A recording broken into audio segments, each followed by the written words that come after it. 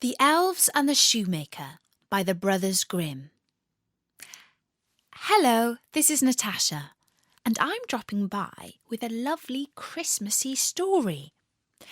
As everyone knows, Christmas is the time to give presents to your family and to friends and to anyone who has helped you during the past year. This is a story about a man and his wife who wanted to give a special present to some people who had been helping them. But the only thing was, they had no idea who it was who had been so kind to them. A shoemaker, by no fault of his own, became so poor that at last he had nothing left but enough leather for one pair of shoes. So in the evening he cut the leather into the shape of the shoes, and he left his work on the table to finish in the morning. He lay down quietly in his bed, and before he fell asleep he asked God to help him. In the morning, just as he was about to sit down to work, he saw the two shoes standing quite finished on his table. He was astounded, and he did not know what to make of it. He took the shoes in his hands to look at them more closely, and he saw that they were so neatly made that there was not one bad stitch in them. It was just as if they were intended as a masterpiece. Soon after, a customer came into the shop, and as the shoes pleased him so very well, he paid more than the usual price. Now the shoemaker had enough money to buy leather for 2 pairs of shoes. That night he cut out the leather.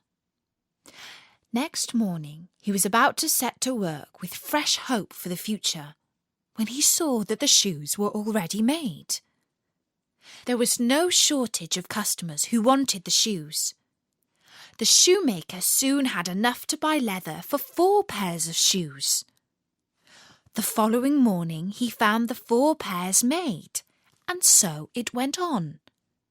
Any leather that he cut out in the evening was finished by the morning. Soon he was no longer poor, and he even became quite rich. Now one evening, not long before Christmas, the man finished cutting out the leather as usual. But this time he said to his wife, "Let's stay up tonight to see who it is that lends us this helping hand." The woman liked the idea and lighted a candle, and then they hid themselves in a corner of the room behind some clothes which were hanging up there, and watched. When it was midnight, 2 little elves came into the room, both without any clothes on, and sat down by the shoemaker's table.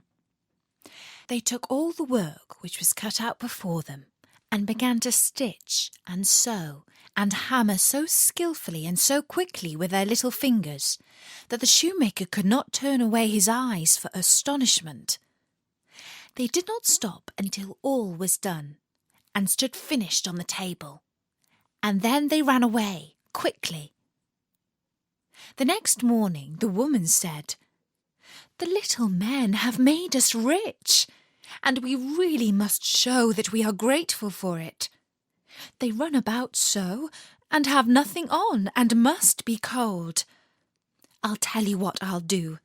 I will make them little shirts and coats and vests and trousers, and knit both of them a pair of stockings, and you can help too. Make them 2 little pairs of shoes." The man said, "I shall be very glad to do it." And one night, when everything was ready, they laid their presents all together on the table instead of the cut-out work, then hid themselves to see what the little men would do. At midnight they came bounding in, and wanted to get to work at once.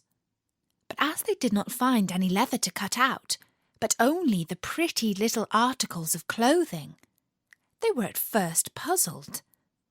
And then delighted. They dressed themselves very quickly, putting the pretty clothes on and singing, "Now we are boys so fine to see, why should we longer cobblers be?" Then they danced and skipped and leapt over chairs and benches. At last they danced out of the doors. From that time on, they came no more. But as long as the shoemaker lived, all went well with him, and all his business prospered. And that was the story of the Elves and the Shoemaker by the Brothers Grimm. Bertie says that was a really sweet story, and he hopes it's got you in the mood for giving and receiving presents. Now I'm just off to do some more Christmas shopping. But don't forget, there are always loads of free stories at storynori.com. For now, from me, Natasha, have a great Christmas. Bye-bye.